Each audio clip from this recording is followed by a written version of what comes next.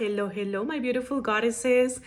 I'm over here in my office. I was organizing some stuff, and today I want to talk about the risk of investments. If you want to open a business, if you want to become an investor, whatever type of investments that you want to get into, maybe you want to do real estate investments, or you want to do the stock market, or you want to do long-term stocks, or you want to do a business, a startup, whatever it is that you're going to invest in.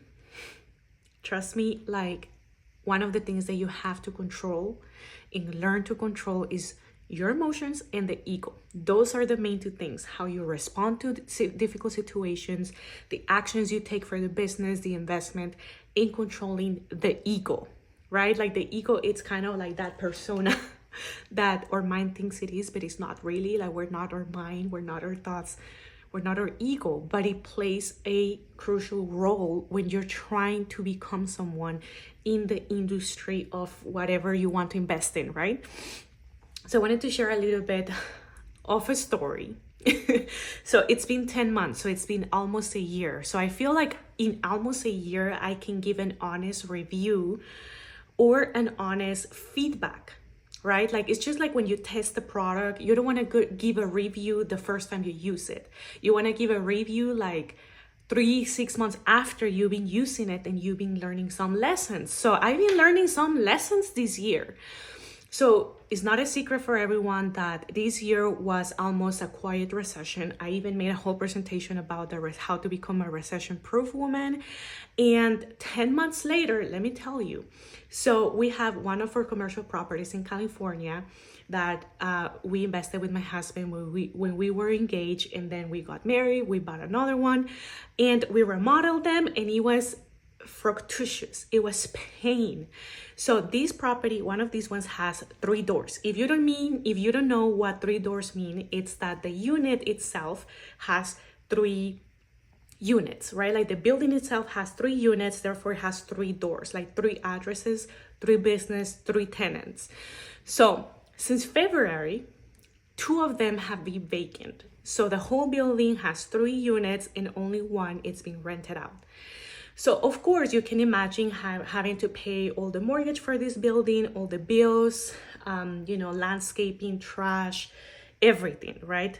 Insurance, property taxes, everything coming out of our reserves. And that's why when you're an investor, especially in the real estate, you have to have some reserve to pay maintenance, to pay whatever is that the property needs. So this year definitely hit our reserves because it's been 10 months that out of pocket we have to pay all the maintenance, remodeling, mortgage, property taxes, insurances, etc. You can make a list. So 10 months later, of course, you're gonna see like a change in your financials. And by June, we decided that we were going to sell this property, but we were not too sure about it.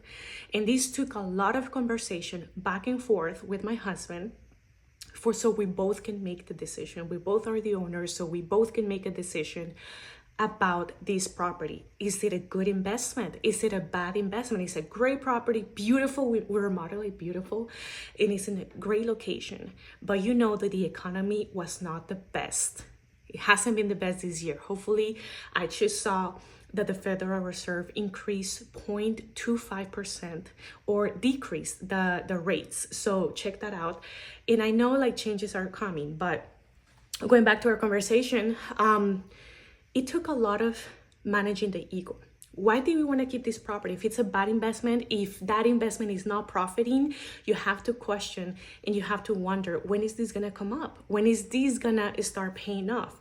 Sometimes when you're a first-time investor or you have some emotional feeling attached to the investment, you become too emotional. Now that property or that investment, that business has emotional value.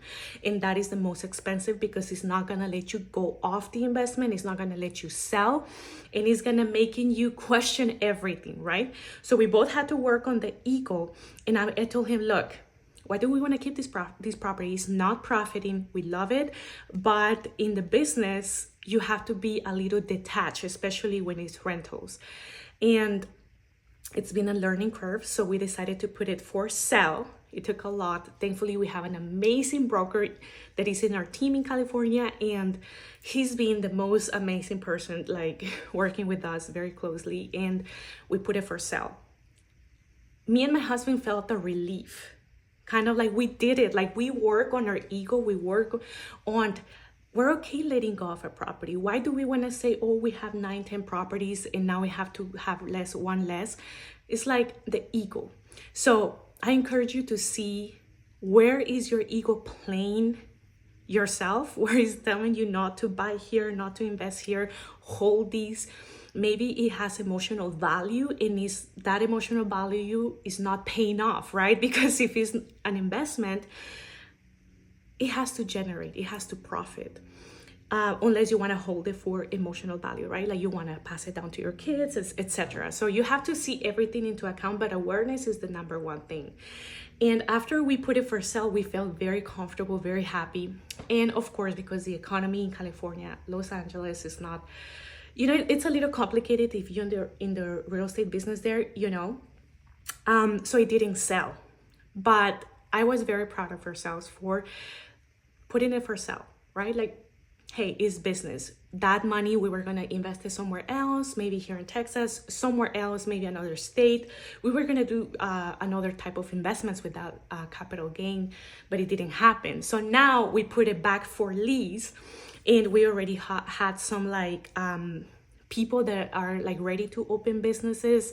So I'm praying that everything is aligned, everything works for a reason. And I feel that the lesson that I learned here is, are you willing to let go? Are you willing to have no emotions attached to investments so you can transfer and you can generate more wealth, or, more sources of income, or diversify your investments? And the answer is yes. I feel very like the muscle is growing. We're working the muscle. And I just wanted to share that because many times we attach the emotions to what we're trying to do. And you have to be aware, is it your business or is it like your passion? Now, if it's your passion, your nonprofit, your service, then of course everything is going to be emotional. But if you are in there for business, then it has to look a little different. And I noticed that because now I'm day trading, and that's where you have to know, hey, what's your target goal for the day? I'm still new, very new. This is my second week day trading. And when I see the profits, I'm like, hey, I'm out of here. I met my goal for the day. I have like a small goal. I have 3 different demo accounts, one with 10,000, 1,000, and 500. And then as soon as I saw like one was dropping, I think I did something wrong. But I remember, this is the whole game of the ego when it comes to investments. You have to have detachment and understand the whole energetics of money. But okay, Olga, I'm gonna shut up. Let me know if you want part 2 of this series. I love to share more about business and how we deal with all of that, because if you know me in person, you know a lot more about me. But here in social media, it's kind of like just what I post and not the real, like I'm not gonna be posting all the business and stuff. Let me know. After all, I'm a money coach, and here we are for that. Adios.